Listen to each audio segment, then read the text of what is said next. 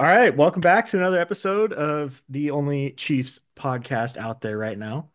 That's Um, amazing to think of, but yeah, I know there's other, there's other teams in the league that have their own dedicated fan podcasts and whatnot too, yeah, but I think we're probably the only one in Spokane, or at least that I'm aware of. yeah. I'm sure there's other podcasters in Spokane that have Oh yeah. podcasts about whatever that talk about hockey and the Chiefs, but um, anyway, that's beside the point. How's it This is going? Chiefs Central. That's right. How's it going? Good. Happy Thanksgiving week. Happy Thanksgiving. Love the background. Thank you. Big Seinfeld guys.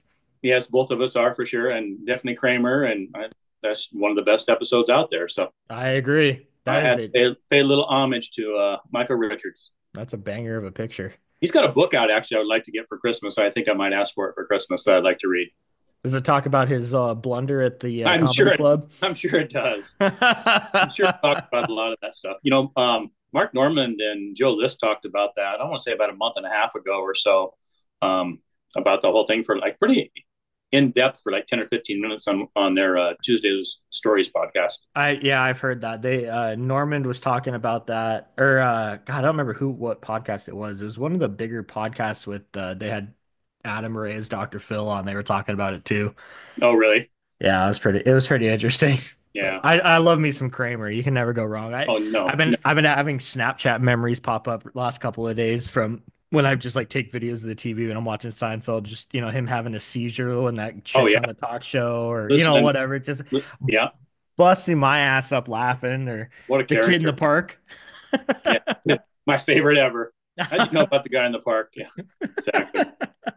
That's my Uh, favorite episode ever. yeah, that's a good one. I need to start watching that again.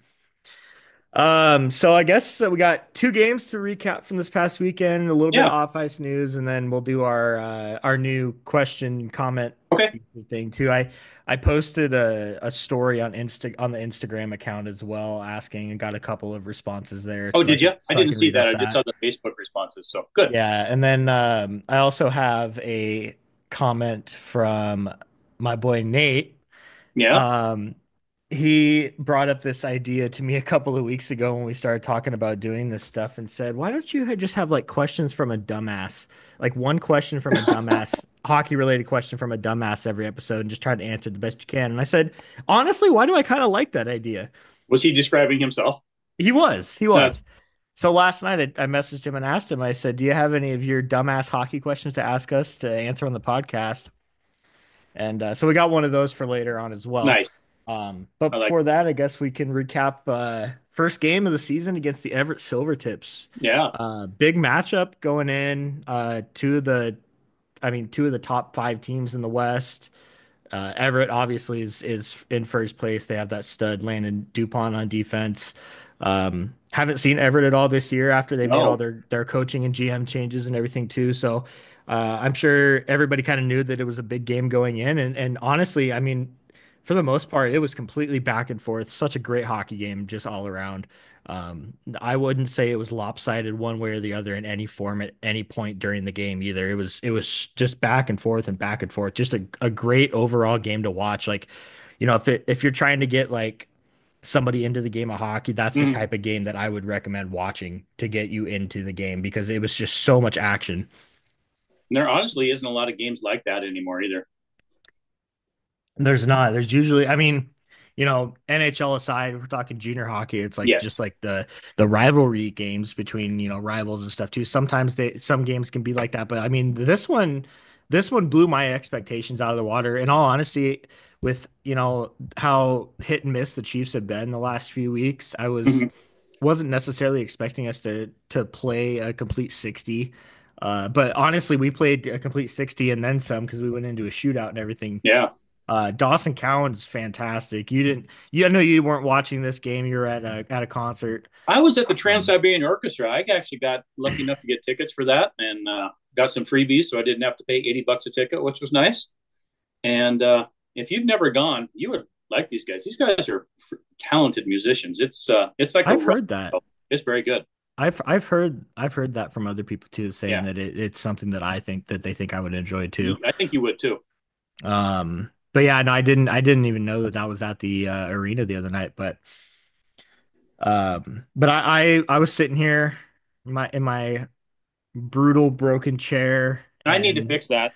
and watching the game on my computer and man, just such a complete effort all around from these guys. I mean, every single shift, the guys were hustling their ass. It was like a playoff game. I Nice. mean, it wasn't necessarily such a low scoring playoff game, but I mean, with how back and forth it was, and just looking at the game center sheet and everything too, it's like everything was so even. I mean, first period, I would say Everett kind of controlled play for the most part. Justin Cowan made some huge saves. Everett outshot us 14-6 in the first period. But then we answered right back in the second period, putting up two goals after Everett got one in the first. And so we ended up taking a 2-1 lead after two, outshooting Everett 17-10 in the second period alone. And then Everett put on a bit of pressure in the third period. The Chiefs ended up scoring another goal. And then Everett picked up another one shortly after, and then they tied the game with about 30 seconds left on honestly just a pretty fluky bounce Mm. that could have happened to anybody. Dawson Cowan made like two or three huge saves right before that too to kind of keep us in it. Um, and then, but yeah, Everett ended up out shooting us 13-7 in the third. Chiefs pretty much controlled overtime. For the most part, there was a couple of rushes that Everett had where. Um, 2-on-1, Dawson Cowan made some unreal saves. I mean, with I want to say 15, 20 seconds left in overtime, he made this ridiculous like kick save, just like he was all sprawled out completely and then kicked his back leg up and got the puck. And I mean, it was an action-filled overtime. I was Uh, able to listen to overtime on the radio after the concert, and Boiler was going nuts at that save. yeah, it was unreal. And then Ekstrom came down right after that and Had a kind of chance. pushed through Now, everybody on a breakaway and just ended up whiffing on it. But um, yeah, after that, first shootout of the year for both clubs. I mean, historically, the Chiefs are not very good in shootouts. It seems that things kind of turned around a little bit. Last year, I know we had a pretty solid shootout record for the yeah, couple shootouts that we had. We're 1 for 1 so far this year. First shooter was denied. It was Mathis Preston. Put on a pretty nice move, but just got denied. And then Cowan was perfect in the shootout. Second shooter was Berkeley Catton. Came down, beat I can't remember the Everett goalie's name that played, but beat him blocker side. that was a And nice then goal on the opposite side, but I was afraid he got hurt when he went into the boards. yeah, I did too. I kind of winced a little bit because with how he came up, kind of just like shaking his arm Yeah, and stuff too. I didn't like that, but he played the following night too. yeah, Um, But that ended up being the game-winning goal in the shootout. Dawson Cowan stopped the next shooter, and Chiefs picked up a huge 4-3 win over division-leading Everett. yeah. That was big. That to listen, like I said, to listen overtime in the shootout on the radio. That was a good win Well, against. It's a good test too. You see where you're at playing against Everett right now.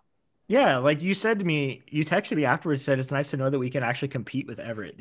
Yes. Um, I I honestly, I feel like a lot of other people did expect Everett to be as good as they are this year. I for one didn't, but that was the only reason that I was kind of saying that was because they lost a lot of guys last year. I mean, they lost their starting goalie and their backup goalie. Hmm. So they had to get two new guys who they'd been playing lights out, new coach, new GM. I was thinking, take some time to adjust to that. But I mean, they picked up right where they left off, and if not, Yeah. if not better. Obviously having a guy like Landon Dupont out there is going to help your team a ton. Yeah. But I And think, doing it hey, stop it. doing it differently with new, like you said, new coach and new GM and stuff too, which is not like Portland. But I want to say they're kind of turning into the new Portland where they're just consistent every year. Yeah, absolutely. And Portland, speaking of Portland, I mean, they're heating up lately too. They've They're right they've behind us, they're starting to pick it up. Th like we this said th we would. this U.S. division race this year is going to be so exciting. Yeah. And then, if you go off the conference play, you include teams like Prince George and Kamloops is starting to kind of wake up a Yes, little they bit. are. Kelowna's obviously got Bonus. Andrew Crystal and Yeah. Tej Ginla. Obviously, I think the U.S. division is the better of the two divisions, but I mean, the BC still has some pretty From skilled top to teams bottom, I too. agree, but I think the top three in each division are pretty equal. Well, yeah. I mean, if you look at the regular season standings right now in the conference, it's like top three or top four. Four of the three of the four are from the U.S. division. Yeah, Um, yeah, Everett in first, Prince George second, Tri-City. What a surprise they've been, right? yeah, Um, and then the Chiefs in fourth, but Victoria and Portland right on our tail. So yeah. we need to stay on the winning side of things as much as we can right now, especially in these games against the Western Conference. Agreed. I know we have some games coming up against Lethbridge and Medicine Hat's coming up soon, I believe too. So we'll have to wait and see how they play against those teams. But I really think that mainly right now we need to focus on beating these US teams and the Yeah, BC teams for that matter. I agree. Already split the first two games against Prince George, which is nice. So yeah, Vancouver Saturday. Go That's a good north of the game. border. I was not watching the game. This time you were at a concert. I was at a concert. Is at the Devil Wears Prada with Silent Planet, Like Moss to Flames, See You Space Cowboy, and Greyhaven. What a show! Hell of a Did you show. go? Was Yeah, it at the Knitting Factory? craziest pit that I've ever been in my life. You didn't break anybody's nose this time? Not this time. It was crazy though, man. I mean, for the Devil Wears Prada is a pretty heavy band, but they're not like, I've seen a lot heavier in person, but that was by far the craziest mosh pits that I've ever been in. Nice. And your boy caught a guitar pick at the end of the show. That's pretty good. You when I So, got a text at 12:30 in the night, I thought, oh man, he needs a ride somewhere or something. It woke me up, but it was nice to see. It was just a picture of you holding a guitar pick. yep, pretty nice. It was cool. Kind of just snagged it out of midair. But Nice.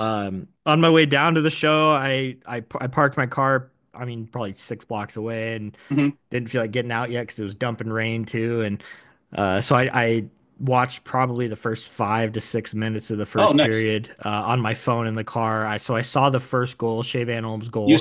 saw the one where Shea knew he scored, but nobody else knew he scored. Yeah, yeah. And then I saw their only goal as well. That kind of fluky shot from the point that beat Essler. Yeah, from And Middlestate. then and then after that I turned it off and then started walking to the show. But then, in between bands, I was with TC. We were watching it on my phone between bands and stuff too. So I saw bits and pieces, but you watched the game. I did. I did. They looked good. They didn't. I mean, they didn't stock off from the night before at all. They just kind of kept pushing and going. Essler was very good in that. He made what 30 saves. I think he Yeah, only gave up 31 the one saves goal. He looked or really, 30 really saves, yeah. comfortable, and it was good to see him have that game after the one he had before. Yeah, bounce back. Yeah, yeah, it was good to see. I feel like that probably felt pretty good for him, and obviously, and for the fans too. I know fans were a little bit worried in our comments from last week for questions they had for us in the podcast. Somebody had commented about Essler and how shaky he looked and should have Mhm. a different backup goalie. And I know how you and I both feel that no, he's the guy. He had a really good bounce back game. He looked really, really good. Good. Yeah, Yeah, regarding that comment, I see what the guy was saying when he said that, and I know why he was saying that. But again, a lot of these people don't fully understand how junior hockey works and like correct. the growth process of the not just the team itself, but the players like Yes. individually. Um, you need a guy who's, with Essler being the highest drafted goalie in Chiefs history, obviously that's a pretty high honor to have, and you have high expectations of Yeah. him. So you want to get him in there as early as possible. And with a guy like Dawson Cowan kind of leading the charge this season is a great teacher for Mm-hmm. bringing in guys like that. And I think we have a great 1-2 goalie tandem. I mean, having a 16-year-old goalie means that you're pretty fucking good. Yeah. Like, Exactly. I mean, Exactly. I Exactly. mean, there's obviously a lot of potential there for you. And Yeah. so getting him in as early as you can is huge. And he's playing in these U17 tournaments and Mm-hmm. whatnot too. I think that I think he's right where he needs to be in all Yeah. honesty. Well, definitely. They're going to give him the opportunities to play. They're not going to keep him back and just let him learn by watching. He's got to get in there. And if he's gonna have games like he had on Saturday against Yeah. Vancouver, he's more than capable of being Yes, in he this is. league. Yeah. No, he was good. he was very good. So I wanted to just start out with that he was very, very impressive. Um, I think you saw the video highlight of the play that Van Olm made to Preston for his goal. The Man, that was pretty. the little kind of behind the back pass in front of the across the crease. That was pretty. Yeah, It's nice to see, it's nice to see those top guys kind of getting going again too. I feel like there was yeah, I mean, Berkeley Catton aside, Van Olm and Preston and Ekstrom and those guys, I feel like they'd kind of slowed up a little bit on the offensive side for the past couple of weeks. So I feel like maybe starting last weekend, it kind of yeah, started to pick back up again. I mean, looking at the stars of the game, Berkeley Catton, Mathis Preston, Rasmus Ekstrom, and then Van Olm had a goal and an assist too. yeah. Did you remember what that guy in front of us that we sits by us said though? Last game we watched at home too. He made a comment which I think is very accurate. He said other teams have this top line figured out. Yeah, absolutely.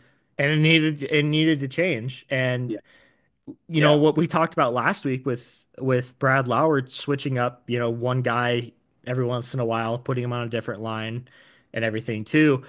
Little things like that can help throw some of the opposition teams off too. yeah. So I like seeing that he's doing that and he's willing Yeah. to do that. And to be fair, we haven't played very many games against Vancouver or anything either. So they maybe don't have us quite as figured out as somebody we played a couple of times. But yeah, Right. they've definitely picked it back up, it seems. If those guys can figure it out against, Tri-Cities and Portland and Yeah. I mean they played great against Everett obviously, but if they can figure out, especially against Tri-Cities right now with how hot they've been, I think that good things are going to come for these guys No, I come, do too. the coming months in the season. But yeah, looking at the game center sheet here, 2 for 3 on the power play on Saturday as Yeah. well. That's nice to see again too.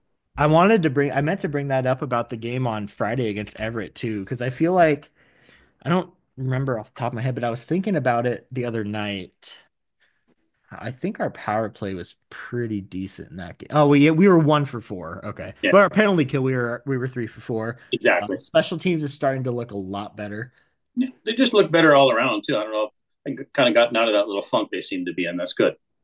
Yeah, I just hope that they can stay consistent with it. With a month left until the holiday break and everything too, and Yeah. the guys going home to see their families. I'm sure they're going to be stoked for that. And Yeah. but yeah, it's good to see those big name guys kind of stepping up when they need to. And then second period they came out pretty hot again too after the first period being up 2-1. And Ekstrom with power play goal, nice little feed, and he was wide open. He had all the time in the world, and he just blew it by the goalie before the goalie even knew it was behind him. And it wasn't even a slap shot; it was just a wrist shot. Vancouver had to be thinking that they were watching a replay of the game in Spokane when he Yeah, snapped that power play goal in overtime against Vancouver. tell you what, Same spot. Ekstrom had a heck of a game. I thought he was the best player on the ice all around. He looked good both games this week, and Yeah, he looked great he on looked. Friday as I well. thought he was the best player on the ice. He was really really good.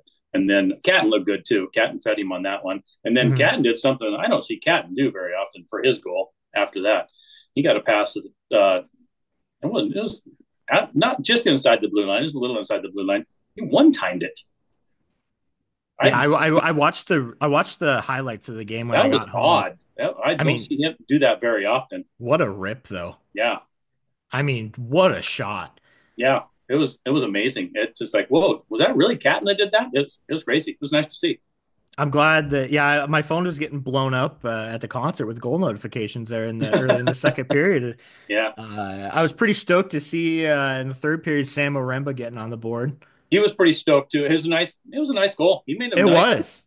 He made a nice move, kind of a little semi breakaway, and yeah, I mean, I don't know why because he scored a couple, now recently, but he threw the old monkey off the back I again. saw that.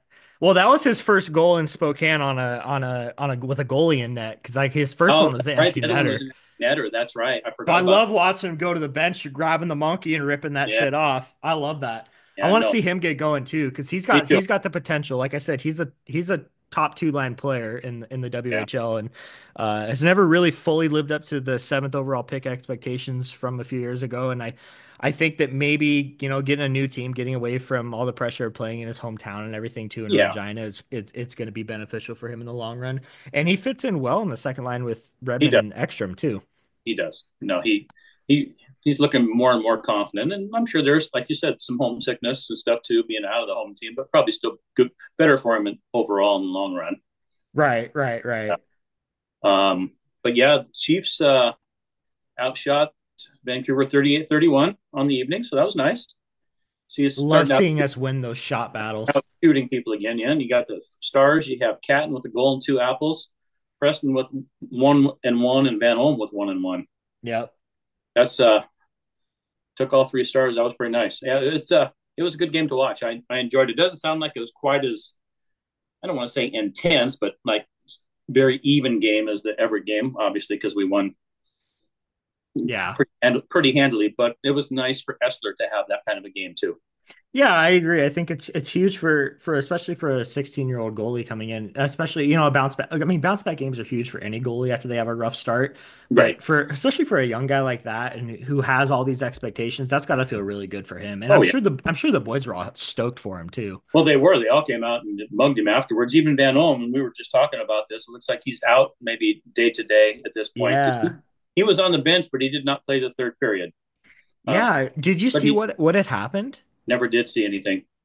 I thought that was a little bit interesting. I saw some people talking on the Chiefs group on Facebook about how they didn't notice him at all in the third period, and Boyle made a comment or something too. But But he was on the bench. yeah, So, and he um, came out afterwards. So, I mean, he came out and looked fine skating to congratulate Essler. So, and um, I'm gonna say now, like with if he's out day to day, obviously he was injured, and that's why he didn't play in the third period. But that means what does that show you with him staying on the bench and being with these guys, especially in a 5-1 game leader. in the third period?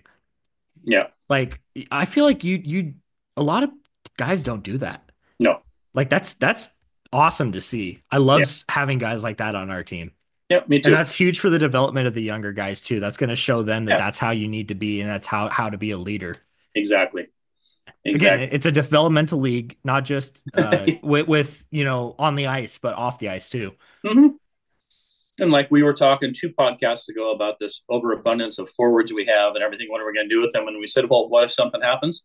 What do you say just before we started this podcast? 3 guys out now? Yeah, so I was just looking at the WHL weekly report that came out today, and it looks like we have Nathan Mays out Yep. week to That's week now with an yeah. upper body injury. Dane Pyatt obviously still out. Boyle said probably about another month on his return. Wow. Shea Van Olm out day to day. And then Owen Martin out week to week with the lower body injury. So he played on Friday night, and I thought he had a hell of a game too. And I feel like he played a full 60. I don't know something must have happened in between. Maybe something happened and they just realized it after the game. Pain came out later, Yeah. whatever. But obviously that's a huge loss too, because I think that he's really started to heat up. He's been Yeah. plagued with injuries a little bit this year. He has. And that's something that obviously nobody wants. Nobody wants to see anybody hurt, but with how he had been playing for us too. I mean, he's our best faceoff guy too. So Mm-hmm. gonna have to adjust around that. Hopefully, it's not too long term, but I guess we'll have to wait and see.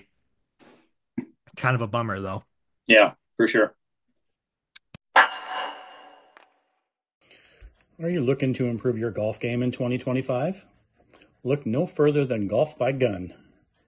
Golf by Gun specializes in individual lessons, small group sessions for 2 to 3 people, and even corporate events to enhance your networking skills on the green. In addition, couples golf lessons are a perfect way to bond with your partner while mastering your swings together. Here's an exclusive offer for our listeners. If you mention Chiefs Central, you will get $10 off your first lesson. That's right, $10 off your first lesson. Take your game to new heights and enjoy the sport you love even more. Follow Golf by Gun on Instagram and Facebook for tips and updates, or reach out via email at golfbygun@gmail.com. See you on the course.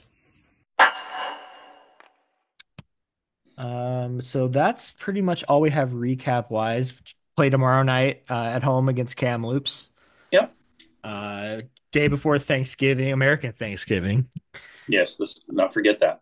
Be a usually a pretty good crowd in those games because people are home from school and And come home to see their family families. in town, they give a pretty good deal on tickets for people to get extra tickets for those games too. Yeah, definitely. I think we'll have a pretty good crowd. It should be a good game too. I mean, like I said, Kamloops has kind of slowly started to heat up recently too. Yeah. So we'll have to have to hope that the guys come out and play like they did this past weekend. Because I Yeah, think if we can play like that consistently, we're going to have so much success. me too. Me too. And then after that, looks like we are off until Saturday. We have a back-to-back home games against Portland, Saturday and Oh, I Sunday. didn't realize they were the same team. They're Oh, both against Portland Saturday and then Sunday, that'll which be I exciting. think I wonder why. I wonder if there's just like a scheduling conflict of some sort. Must Because be something going on in Portland or you something. usually don't see that unless it's got like teams way out of the way, like PG or Yeah, whatever. I don't know Portland, but yeah, I'm So sure it's on the Portland end. some big games coming up. Those Portland games will be huge. Yeah, Two huge games against Portland. And then after that, we got a home and home the next weekend with Wenatchee, and then actually we have a 3-3 home and home with Wenatchee, and then in Seattle the following night. So all U.S. Division teams after tomorrow's game against yeah. Kamloops. The, So the next five after that. Wow, that'll be hu good. huge games coming up here soon. So that's all we got recap wise. We took some questions again on the Chiefs fan page, And I haven't and looked at them, so yeah, I'm gonna let you go with these because I don't even know what they are. These are all new to me too. I posted a link on our Instagram page with the question as well. A couple people answered there Okay. as well. So I'm gonna at some point I'm gonna have to turn my camera off and go and look at them because I use my phone for my camera. But I can look them up. it was just on the Chiefs Central podcast Instagram. Is it was it on a story or was it on a No, post? it was on. Well, I did a story originally, but then I did a post earlier today, and the same guy that responded to the story responded on the comment section with the same question too. So, but we can start off with the Facebook stuff and I have it right here if you want to start with these. go for it. All right. First one is thoughts on Coach Lauer and how the season has played out so far. I mean, I'm obviously impressed with Lauer. He had some really big expectations from a fan standpoint coming into this year with our coaching the last few seasons and everything, and I think he's really lived up to expectations so far. I do too. Obviously, he's highest winning percentage of any WHL coach in history, Yeah. and obviously that comes with big expectations. But just from a Chiefs fan standpoint too, I mean, with what we've had the last few years, we were expecting somebody big, and we got somebody big, and I think that him, Pellerin, and Jake Toporowski are doing a great job so far. No, I I mean, agree. it's a complete flip from years past. They've changed the culture of things quickly and successfully too. Yeah, and I'm sure Jake loves being back in Spokane and being a coach. I think he's done a great job too. I love seeing how animated all three of those guys Me can too. get when they need to, as Yep. opposed to having the hands in the pockets. Yep. So overall, I think they've done a great job so far, and I think they're just going to get better at adjusting back to. I mean, obviously Lauer was assistant with Winnipeg in the NHL last year, and once he's fully adjusted back to being a head coach in the WHL, which I think he's pretty much there already. It's Yeah. just going to get better. Yeah. No, I agree. I've been very, very pleased with everything, not knowing exactly what it was going to be like. But like I said, they've changed the culture and done it pretty seamlessly and pretty quickly. It's Yeah, there doesn't seem to be anybody kind of struggling and straggling behind trying to figure things out. Everybody from game one seemed to get the picture of what he wants to do. yeah, absolutely. And we talked about it early in the season too, with how guys just looked more energized and like Yeah, more they ready do. to go, and they're moving their feet and everything. I'm sure having a little bit of I don't want to say a hard ass coach because I don't know that for sure, but I feel like No. a guy that is expects a lot more Yeah. out of his players. I'm sure that goes a long way with the guys too. Yeah, I agree. That was the first question. That was from Braden Easley. And this guy is from Bungle McRib. This question is What a name, what a that's a user. good one. It's almost like sounds like a T-bone name. Um, if the playoffs happen today, how do you guys think the Chiefs would do? Oh man, that's a good question. I think we would compete more so than we have in the last few playoffs that we've been in. I Me too. I, I think that we have the touch, the scoring touch, and I think if we were healthy, we had Nathan Mays and Martin and Ulmer back and everything too. I think that we would have a shot at competing. But like I'm trying to think, I have the standings pulled up here. If the playoffs were to start today, hypothetically, I think we would play 4 and 5. We would play Victoria. Yeah. and I feel like that's a pretty good matchup for us. I Mhm. feel like that could be, a decent series. I don't know. That's a good, very, very good It question. is a good question. I feel like this is the first year in several that we can say we could compete with anybody. We so far that we've seen them play, Yeah. we've not been outplayed by anybody where I feel like we couldn't compete. We've laid some eggs and haven't played solid 60 minutes for sure. But I think they're competitive with anybody in the league right now, which, and when the playoffs, who knows? You never know. Well, yeah, and anything can happen in the playoffs. Hockey is such a different sport when it comes to, the playoffs and everything as opposed Yeah. to, basketball, football, whatever, It's like, I mean, prime example, St. Louis Blues a couple years ago, last Yeah. place at the Christmas break, halfway point in the season, Yeah. barely squeeze into the playoffs, and then just run through everybody in the playoffs Everybody. and win the cup. That can happen in the WHL too. I mean, you never know. Yeah. Um, I feel like as we were going to do it the COVID year. yeah, absolutely. I mean, yeah, I think we can compete. We've seen that we can compete with an Everett. We've seen we can Mm-hmm. compete with Prince George. Tri-Cities is a little bit different right now because I think they're just rolling. Obviously, it's not gonna last the whole season. You They'll wouldn't think they'll so. hit their stride at some point, They're but probably not hoping for Christmas break. They probably like to just keep going.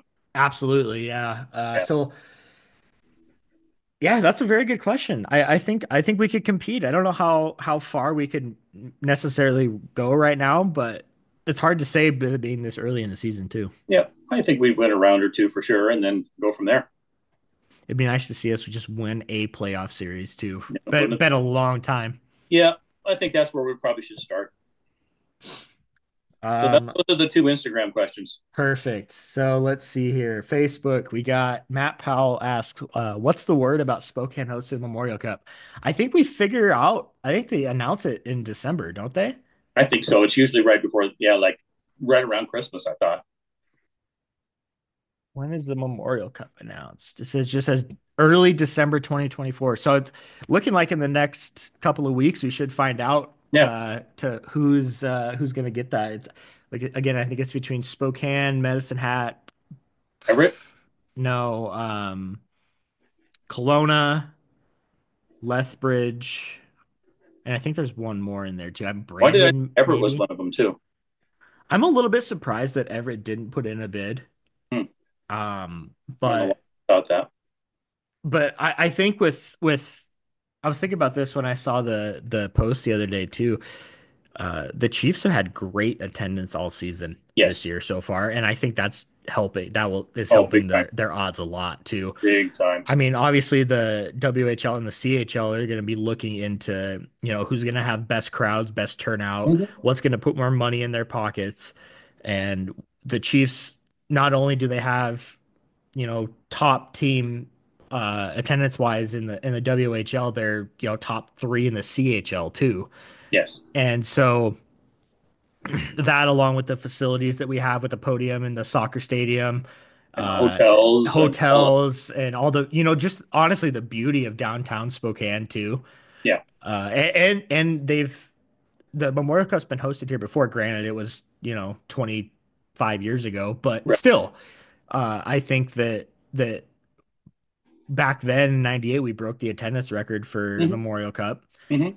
Who's to say we can't do it again? Yeah, I agree. So I think that I think our odds are pretty good, but I guess we'll have to wait and see probably another week or Yeah. two. Let's see. Here's a fun question. Kevin asks us, who do we think the best golfer on the team is? He says, I know Ben Bonney shot +2 at Coeur d'Alene Resort last year. Wow. And you being the golf pro here, I figured you should get your opinion. I know you see some guys sometimes coming through. I haven't seen anybody that's on the team right now. I think I want to say maybe I saw Sage when he was a rookie at Downriver, and I don't think he was any good. I don't mean that in a bad way, but it wouldn't surprise me if Catton's pretty good just because he's an athlete and he's got the mind that golf Yeah, requires. Wouldn't surprise me if he's a pretty good golfer. I could see Van Olm probably being a good golfer. yeah. Um, I'm trying to yeah, think it's hard to say. who else I know that because I remember, we played not this past summer, but we played quite a bit the summer before, and there's been a couple of guys that were out there. I'm trying to think of who it was I thought that it was we've older seen Chiefs. So before. like I've seen Kitchen and Bardero and those guys Yeah, out. but I've seen some current ones out there too. I just can't remember who it was, or like You, current, more recent. But yeah, I think you saw some of their Instagram stories or something. Yeah, I I mean, can't. we see you see Kyler Yamamoto out there every once in a while when he's in town. Yeah, Kitchen obviously lives here, Bardero, and then obviously there's a bunch of old timer guys that coming down there and play Oh too. yeah, I see a lot of the Um, farmer guys. Dan Holden, for example. yeah, our boy But Danny.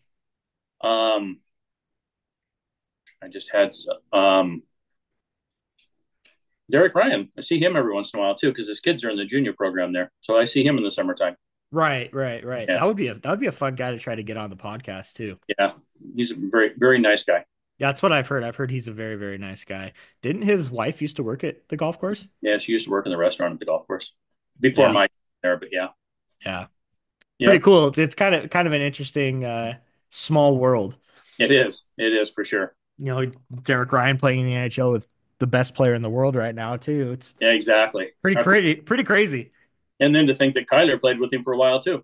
Yeah, and they played together. Yeah. Yeah, exactly. It makes me wonder how many if there's a team coming in from the East or something and have a couple days off before they play us, if they go out and play anywhere around here. Oh, I'm sure, but I'm if you're coming in on the bus, you probably don't bring your clubs with you. Right, right. I wonder if that, hit And the I don't range or know, are something. you even let out of the team site to go do anything, or are you always doing everything as a team? I don't know how that That's works. yeah, that's kind of what I was just thinking Maybe too, we but could get somebody that plays in hockey to let us know elaborate. that question. Yeah. But Yeah, yeah, I don't know if you have freedom to do that kind of stuff or not. I don't know either. That's a something that I've never really thought about until Yeah, just now. But yeah, I mean, best golfer, who knows? You never know. I mean, all these guys are insanely talented, and it's it's not just a stereotype that hockey players are golfers too. It's yeah, pretty damn true. Uh, here's a good question that I was actually thinking today about what my answer was going to be.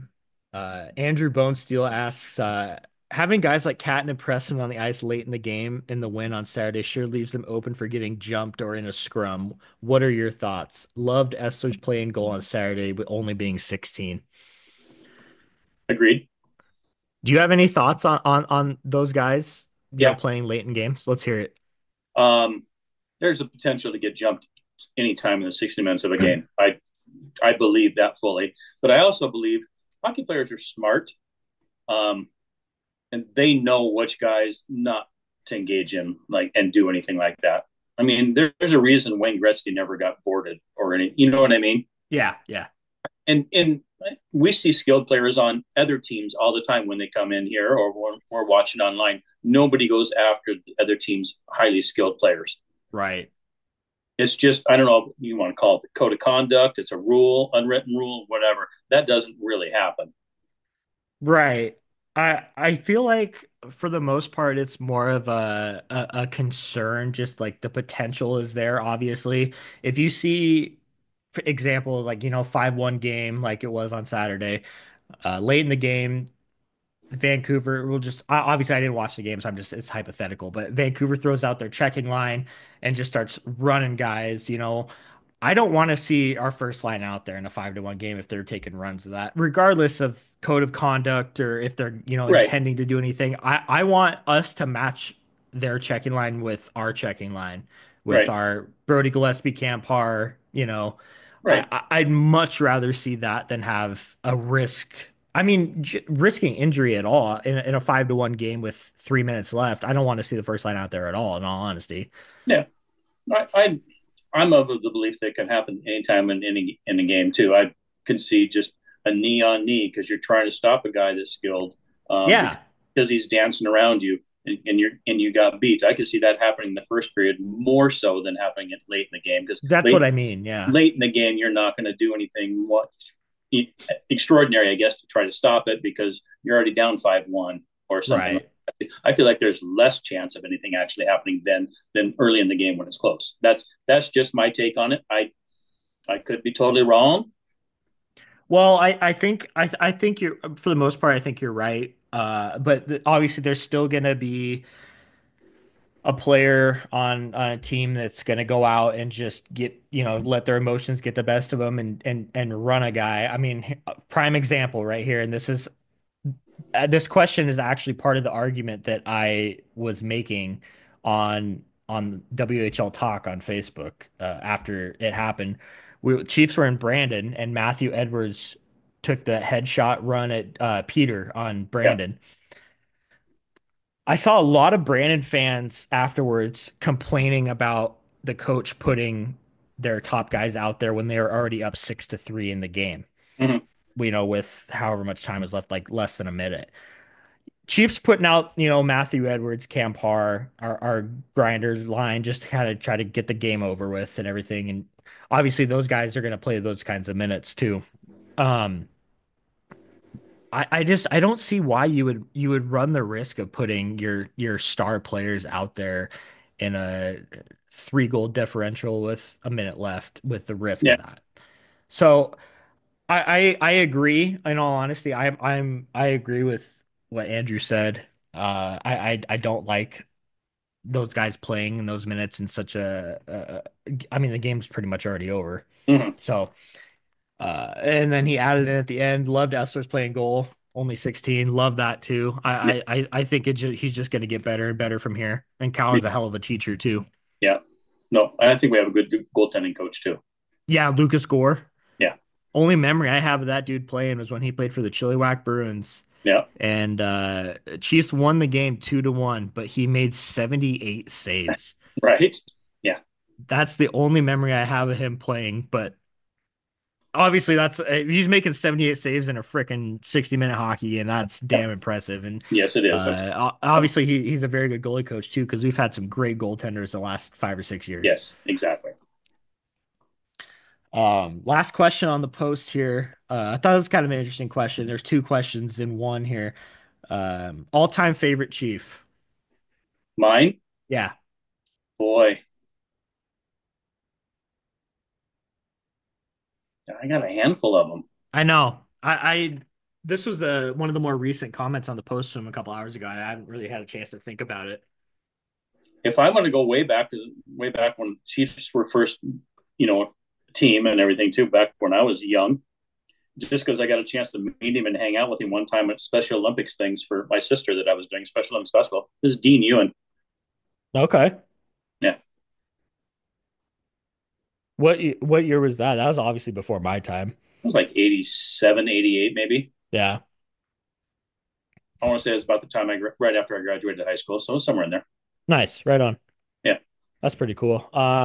And to tie into that too, somebody that was very very kind to you when you were young, when we were part of the booster club for a year, Jeff Lynch. Jeff Lynch. Yeah.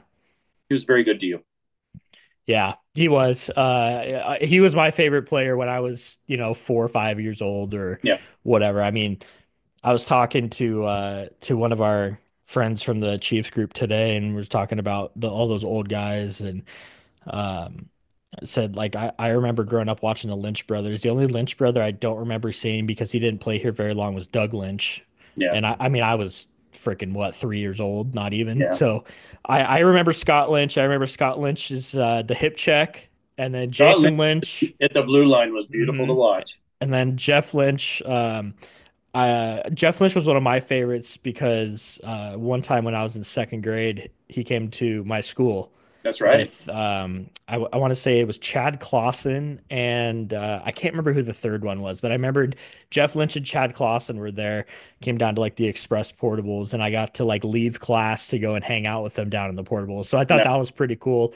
And yeah, he was always super nice to me as a kid, and Chad Clausen was cool too. I remember sitting and talking with him at the table and just talking about hockey and whatever, and nice. whatever 6-year-olds talk about. Um, but man, if I had to pick like an all-time favorite, I mean Mason Wallen's got to be up there Yeah, for obvious reasons. yes. I have his jersey off the back from God, what year was that? Like I don't know. '01? That was when they used to give them to you right off the back at the end of the period too, and that thing stunk. And we cleared out our section when everybody's sitting around us. I still have that jersey. It's in my closet at mom's house. It smells a little better because it's been washed many times. But yeah, Yeah, yeah. So that was kind of my first favorite player on the Chiefs was because of that moment. I don't remember why I picked Mason Wallen. I think I really couldn't tell you why because it was so long ago, but he's definitely up there. yep, If I'm gonna go with like more of a modern player, um, I gotta throw Adam Beckman in there.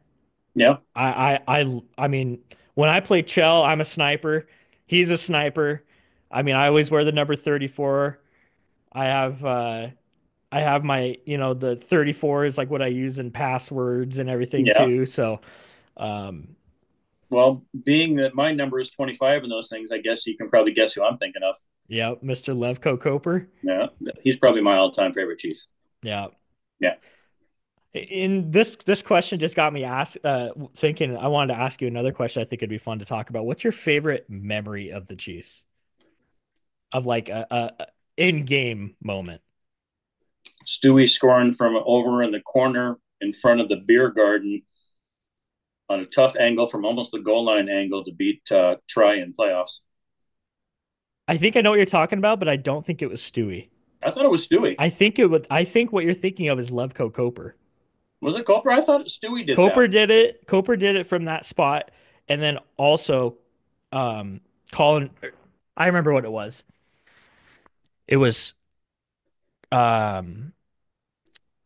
fuck. I don't think it was Stewie because when did This is a Stewie? game. This is a game that wasn't here though. This was a game we watched on TV. I want to say Oh, this was a game that went like triple overtime and went until after midnight one night. maybe. Okay, maybe I just don't remember Yeah, that. it was not one we saw live Okay, in person, I should say. I was thinking of one that we saw live. That was Oh, something we saw live. My favorite. well, no, also against Tri City in the playoffs. But I remember it was in double overtime. Colin Valcourt came down the left side, picked the puck up off the wall, kind of down right by the goal line in the corner, and just threw it at the net, bounced off of the goaltender. I think it was Drew Owsley for Tri-City, came right out between the circles, and Coper had just come off the bench and just ripped it and sniped it, and we won the series. That's one of my top Nice. favorites. Um, I have two favorites that I've seen in person. The okay. first one was back when Mick Vukota played, and he's lined up on the circle. Somebody else is taking the face off, and the guy on the other team is sticking his stick in the Chiefs' skates and just trying to distract him and stuff before the linesman drops the puck. And linesman makes him stop, and they do it, get ready to drop the puck again. The guy does it again too, and Vukota skates in from the circle, cold cocks the guy with one punch, knocks him down, and skates straight to the penalty box before the linesman can even get there to guide him to the penalty box. God, that's hilarious. It was beautiful. That is hilarious. That one, and then, and I'm drawing a blank right now. Who's the guy for Chicago? Had played for us. Had there's all the bit stuff that got Chicago coach fired. Kyle Quinn Hall, Beach? what's that? Kyle Beach? Kyle Beach, yeah. I couldn't think of his name for whatever reason. When he played, did not play for us, and who cold cocked him Oh, at Chris the top of the Bruton. crease? Chris Bruton. Bruton cold cocked him. Those are my two favorite Chief moments. And ironic, they're not scoring plays; they're punches. You're a violent guy, aren't you? You know, not, that's what's funny. I'm not at all, but those are the two things that I'll never forget. I don't think I was at that game. I think that was one of the games when I was sick or something and couldn't What was go to that? that game. But I remember I watched that replay on YouTube so many times after Yeah. that. Um, I can still think of like the news clip from KXLY when Dennis Mm-hmm. Patchen was doing the sports and he was commentating it as they were replaying it and he goes, Bruton says, "Get out of here." Or Beach goes, "Get out of here, Chris." And he goes, "Bam." That's just it's in my head. Like I just see it. Yeah, that was good. Um, I do remember that. I think my favorite all-time moment is either that Coper play or what was it that one year? I mean we lost the game, but it was I can't remember who it was in the playoffs that we were playing, but it was Kyler Yamamoto's 16-year-old season, and we were down 1-0, and I think we were down 3-1 in the series or whatever. I think it was Victoria, and Adam Haluka came up the right side in our offensive zone, cut toward the middle, right at the blue line, and with maybe 4 seconds left, just threw the puck on net, and Kyler's stick I was in the perfect spot, and it tipped Yeah, right between the goalie. It was a Wednesday night game, but I that was remember. some of the loudest I've ever heard the arena in my life. I remember that. That was pretty crazy. But that's a good one. Yeah, I'm gonna have to think about some other moments. 'Cause I'm sure I'm missing some I can obvious think of ones. one too that ties into you. Okay. The night that you got pulled onto the ice to win the contest for bowling, human bowling, That's got to be up there. seeing a goalie score a goal. Yeah, Lukasz Parik. Yeah, What a beauty. yeah, I mean, as disappointing as it was that that was the end of our season right there because of the pandemic, yeah, what a way to go out. yeah. I That was mean, pretty good. all year Parikh was looking for a shutout, just could never pull the trigger on it. Finally gets his 3-0 shutout. The Chiefs win their 10th game in a row, and he ends it with scoring a goal, the first ever goal in Chiefs history, goalie goal Yeah, in Chiefs history. that was pretty cool. That was a that arena was popping that Yeah. night too. And then your boy won the human bowling contest Yes, too, you and did. Yes, just you did. simple flex. And then that comment was from Tracy, and then she also asked, "What made us decide to start the podcast?" Also a good question. No, because we started talking about hockey in our um, two guns same target podcast. We need to revamp one of these days again too. Yeah. And stuff. You just had the idea of making a hockey only podcast and making it about the Chiefs. Yeah, because we do this other podcast every once in a while, kind of based off of Tom Segura and Bert Kreischer's Two Bears, One Cave. Yeah, And we did that during the pandemic. yeah, that was kind of our thing we did during the pandemic. And then, every once in a while we just randomly be talking about hockey, whether it's the Chiefs or NHL or whatever. And um, I mean, we even hit record a couple episodes watching some NHL playoff games, wearing Yeah. jerseys and shit. And then I just got this idea one day. I originally had thought maybe let's start like a U.S. division podcast, Mm-hmm. which Remember I that? think I feel like we still cover a lot of the U.S. division We too, not do. just the Chiefs. But that was my original thought, and then I was thinking like obviously you and I are both super passionate about the Chiefs, and so I figured something that we could do and talk about, and I know there wasn't any other forms of podcasts for the Chiefs, so I figured Mm-hmm. why the hell not? We wanted to throw our thing up on Spotify and Apple Podcasts and everything for a while, and I figured that we should do this and pull the trigger on it, and Yeah.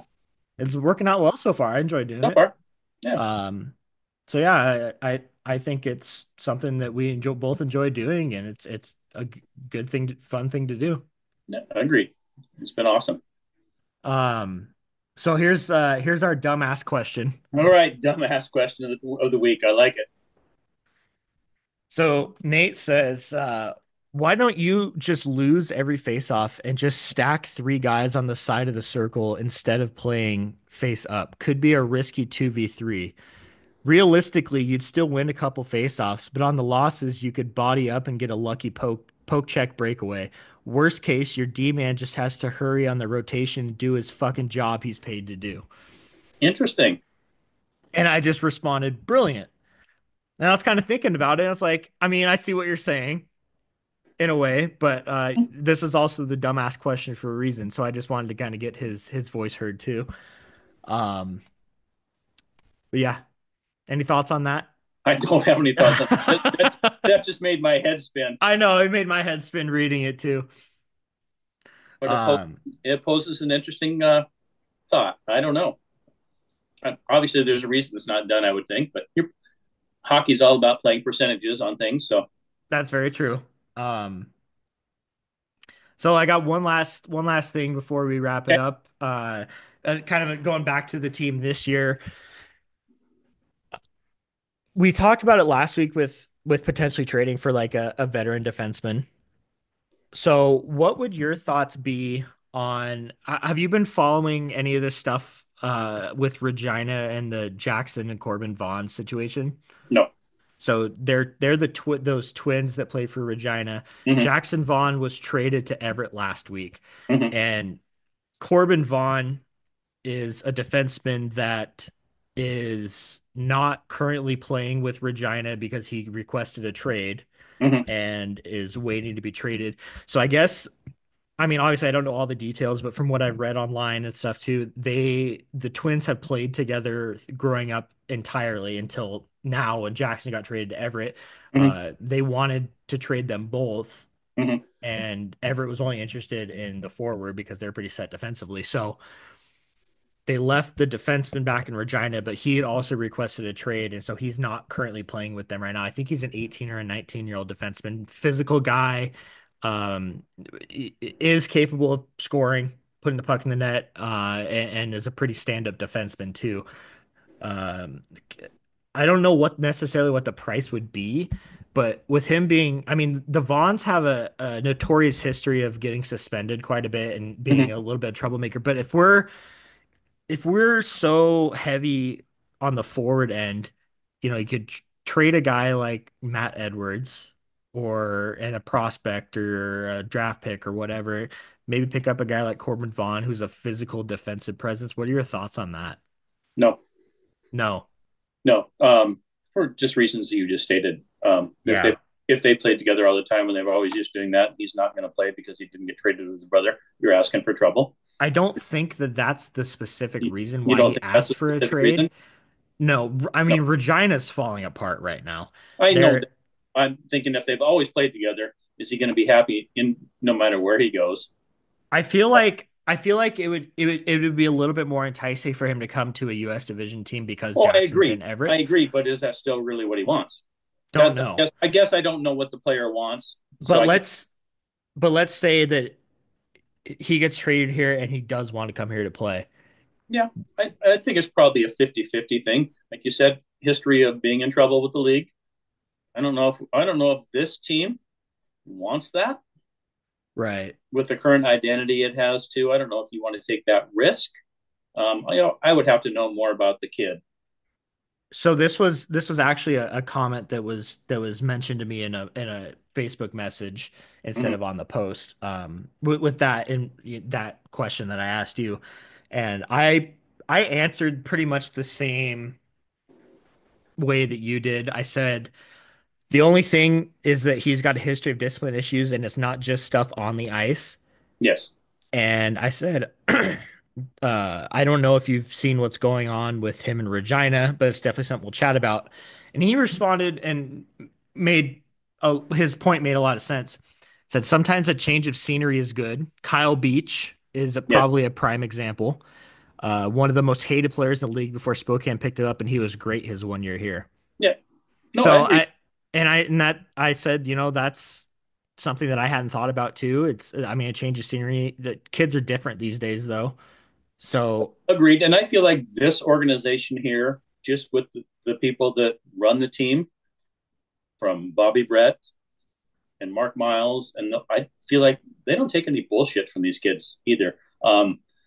I don't think you're going to get in trouble. I think it's probably could be a positive for the kid as a person because I think they would probably provide pretty good guidance for him yeah, and things too. People don't really get in trouble off the ice in this organization because I don't think it's allowed. And I think that's probably laid out pretty quickly and pretty clearly when people get here. hmm Um, like I said, it could definitely benefit the kid as a person. I had another thought. Now I can't think what it is. I'm old, but um, you're still a beauty. anyway, well, thank you. Yeah, I change of scenery is definitely good for a lot of people. Um, I just can't get that thought back. If I think of it in the next minute, I'll let you know. No, I agree. I still think, regardless of if it's, a Corbin Vaughn or not, I'd like to see us pick up a 18, 19-year-old Yeah, defenseman, especially if, Nathan Mays is going to be out for a little bit. yeah, I mean, I know we have Caden Allen and Rhett Sather and everything too, but I think that having another veteran guy out there with Mays being out is probably something that needs to happen if it's going to be kind of a longer term thing. yeah. Um, but I obviously we'll have to wait and see. Hopefully our injury troubles kind of clear itself up here pretty quickly. Get a little turkey in your belly, you'll feel better. Yeah, I'm sure we'll see. Honestly, I mean, I'm sure we'll see Van Olm this weekend. I would think so. I Boyle was talking on the pregame on Friday about Nathan Mays said he's probably going to be back this weekend too. But now that I'm seeing week to week on here, I don't know. Yeah. So Well, Maybe they he were had on a the little bit road. of a Once you get back setback. to see your home doctor, things change too. Yeah, true. So I don't know. We'll have to wait and see. But some big games coming up this next week, and we'll catch up next Monday and recap all of them. We got 3 games between tomorrow, Friday, Saturday. So, Yep, very nice. yep. So I Well, guess we'll happy Thanksgiving and yeah, all happy that stuff. Thanksgiving. Don't eat too much turkey. I'll try my best. All I'm looking right, forward to it.